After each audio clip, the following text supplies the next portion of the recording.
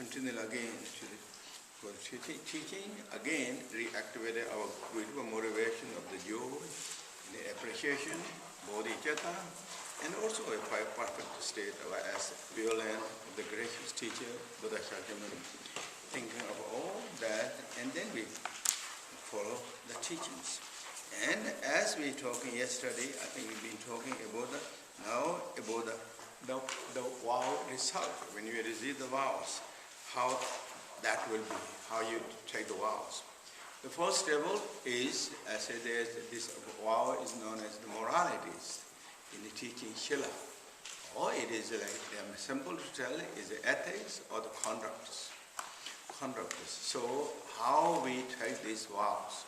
And that is then in the teaching said, is with the thought of renunciation thoughts. Renunciation is also based upon the devotion and the faith. Faith, faith. So faith and the renunciation thought you take. And again, I listed two others. Those are the like as the protection shilas and moralities, and as well as kind of higher advantage of the higher advantage of the morality. And those are the first two are not completely as perfect or the beautiful according to the teaching. The last one is renunciation vows with the devotion or the faith. That is vows. When you take the vows, so when you take the vows, what are you taking the vows? You're taking that you're not going to hurt to anyone. Hurt to anyone and nor to yourself. By the physically and verbally. And how many physically to do, and those are known as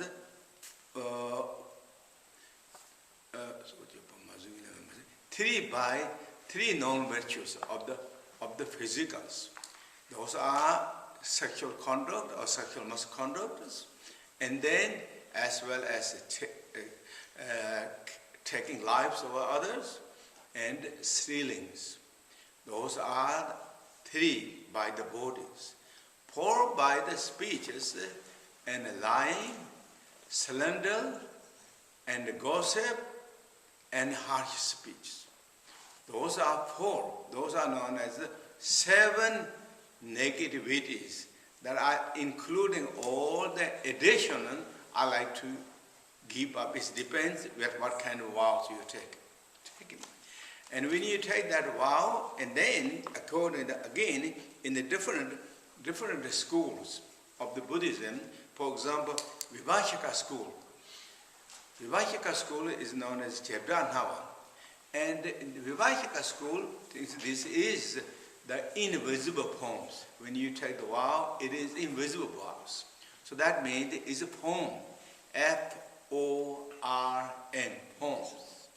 But then all the other schools, such as Sutantaka school, mind-only school, and as well as the Madhyama school, all the other schools of the Vajrayana school, all is mind. It is mind. Even though it is connected with the physical and activity, something visible way, but when you talk these vows, it's in the mind. And the mind is known as the mind, the determination that you're going to keep up that. The determination and keep up that with the devotion or with the faith. Faith and preserving that with your mind. So except the Vivashika school, all the others, there is slightly kind of different explaining, but it's all mind. It's all mind. And so that is really about the nature of the vows. Now, how many vows when you take? How many vows there is? There is then 8 vows that you take. Those vows are also known as vows of the timely vows and as well as the permanent vows. Timely vow and permanent vows. Timely vows are known as then or maybe first I will. This is okay. This one. That's really good. Yeah. No, which one? No, this one. No, really one. Thank you. And this is called in Tibet. Again, I will write a Tibet pronunciation. Dudjom,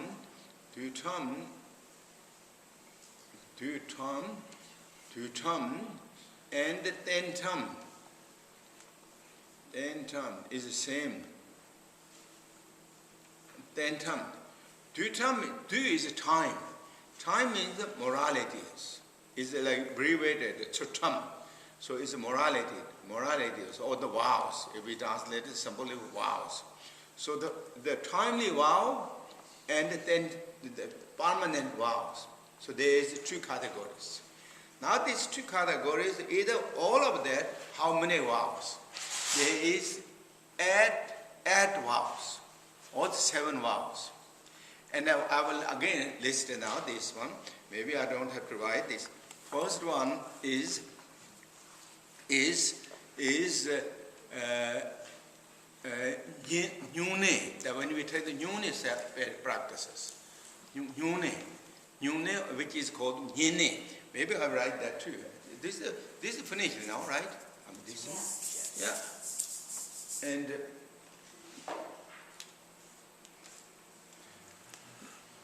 in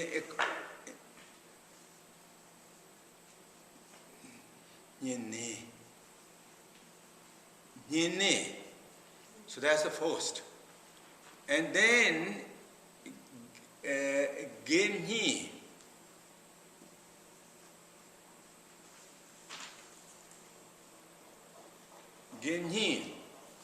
And then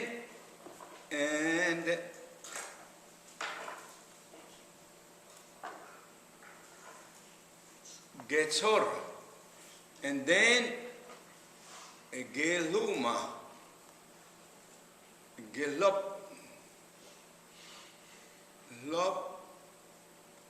Lopnuma, and Gelhom. Okay. So now, this is how many I wrote. 1, 2, 3, 4, and 5. 5 I wrote. And now, this is how it become 8. 8, and that is, this nyene is, commonly we call, I think these days, not these days, nyune. Nyune or the nyene. Nyene is like timely vows. That is how long we take. 24 hours. From sunshine to next morning, sunshine. From sunshine to the sunshine. From sunshine to the sunshine is known as Dudjom. I wrote, you wrote, Dudjom means timely vows. And the second is gemni in Tibet. In the Sanskrit, it's known as upasakas. Upasakas. So it's Sanskrit upasakas. Then next one is getsor. Getsor is in the Sanskrit is sharmanara. And in English, I think novice, right? Novice. And then is geluma. It is between vows. Geluma is between vows for the nuns. Between vows for the nuns. What does that mean, Khenpo? What? Between means. I will tell you. Okay. I will tell you. Between vows of for the nuns. And the gelung is bhikshu and fully ordained. So that is like now 5. Those 5 listed. And now when we make this 8, not make this, is 8. This is number 1. First is nyene is number 1. You put number 1. Nyene is number 1. Gemni is 2. There is a male and a female gemnis, upasakas. And in Tibet, and the teaching said, Gimni Pama Ni. So that means father and mother, or male and female. Female. And then Gechol, novice monk, is not just only monk, it's also for the nun. So novice, male and female. Novice, male and female. That made 5. First one is not really any male and female, just whoever take that, but is that first one, and the second, third divided into two, so 5. And the Geluma is for only the nuns who are going to take the full ordination of the nuns' vows. So it is Geluma. That makes 6. And the Gelung is a bhikshu. This is not just only male, but also for the man and a woman. So this is called male and female bhikshuni, or the bhikshu and the bhikshunis. Mother and father, and that all makes it together 8. That 8.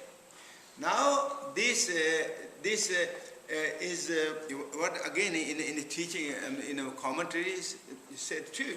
This nyene is just a part of the upasaka. Part of the upasaka. So you concluded the nyene part of the upasaka. So not upasaka. Yeah, upasaka, that's true. Upasaka. So this is like SS1. Then if you just put all together, then is 1, 2, 3, 4. Because the Geluma, this nun, between nun is like neither upasaka nor it is bhikshuni. So therefore kept as in 1. So all together is 4. 4. Now you understand? No. No? Okay. What do you don't understand? I got to 8. No problem.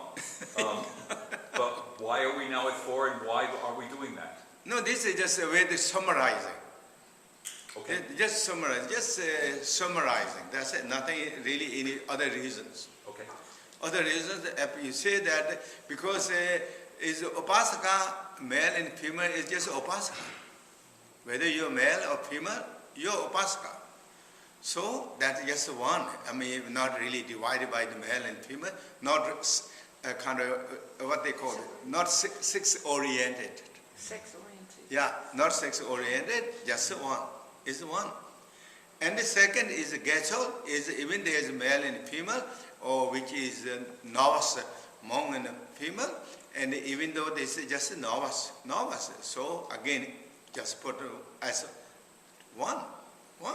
So the Geluma is then different because it is neither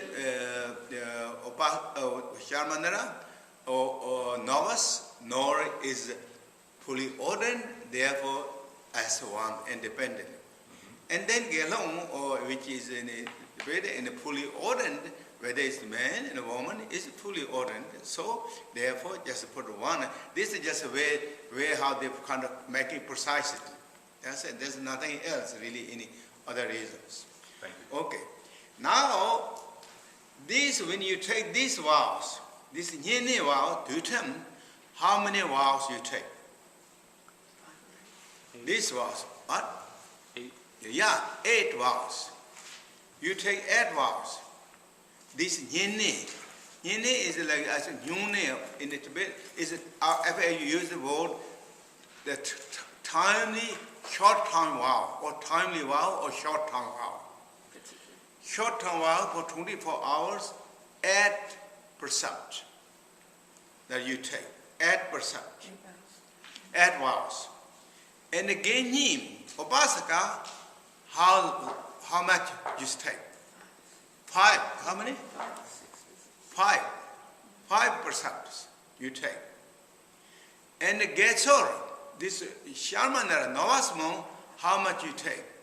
I mean, it's all going to tell in a later. So I'm not going to go here now. But Gechor, you take 10 principal vows. And but then in the teaching said, even though it is like only 10, but reality, except only 13 vows different than the fully ordained monks or monks and nuns. Only 13 different. Otherwise, you take that vows for 10 principal ones. Geluma is when you become the novice nun, then if she like to take the full ordination of the bhikkhuni, then Buddha gave 2 years for this Geluma vow to kind of like in a way test the period. Test the period that whether she can keep up or not. She will able to keep on that. Not is it like what's called. So therefore I said between vow. Or maybe it's test period or kind of like is it between the novice nun and as well as fully ordained nun. So she keep that. That has 12. So that means she keep all those vows of the Sharmanera or the novice nun. Above that, she has 12 extra vows that she keep for 2 years. Once she is ready to take the fully ordained vows of the nuns, then she join to the fully ordained or the fully nuns. And how many these nuns has vows? Nuns has vows, fully ordained nuns vow has, or monks has vows, 253. 253 vows of the fully ordained monks has. And 364 for the nuns, fully ordained nuns to keep. So that is the number of the vows that you take. And so now this first two are, if again you look overview of this first two, among those 8 or 4, first two are the lay practitioners' vows. Yeah, lay practitioner vows, which is like short-time vows and as well as upasaka. That is lay practitioners. Lastly, these 3, or the last, all this, that among the 8, then last 5 are the monastic or the nunnery vows. So that is how you will understand. And then of course it's all quite details in the commentaries, so you can read that. I mean you will bring that, but so then of course also is going to show more details later there. So these first 2 are like the lay practitioner, and this lay practitioners again I think is going to talk here. Tell here, but lay practitioner is this this